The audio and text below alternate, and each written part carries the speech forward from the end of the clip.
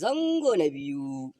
A yau ne dai muka ji 'yan mata na tsokaci akan samarinsu a ɓangaren wannan zuwan sallah, sakamakon samarin duk sun cika wandonsu da iska, sakamakon cewar kowa ba shi da kuɗi ga Buhari ya yi kira.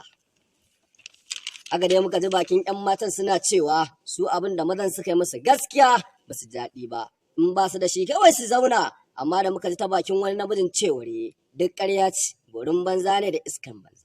Saboda inda a ce sun zauna burinsu su ce a basu kuɗin kunshi, su ne nan kuɗin mota, kuɗin kaza da kuɗin kaza. Don haka shi yasa suka cika wandonsu da iska, sakamakon cewar su ma ba sa samun isasshen kuɗin da har za su iya wadatar kansu balle su ba 'yan matansu. To dai wannan sallah ta babbar sallah ta zo ne a baibai, wanda su samarin duk sun cika wandonsu da iska, sun bai 'yan matan a cikin koman ƙoƙaƙanikai. To koya lamarin zai kasance?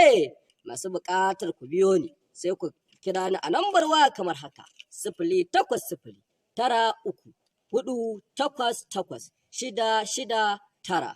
Mustapha Wakili daga Tafuma TV.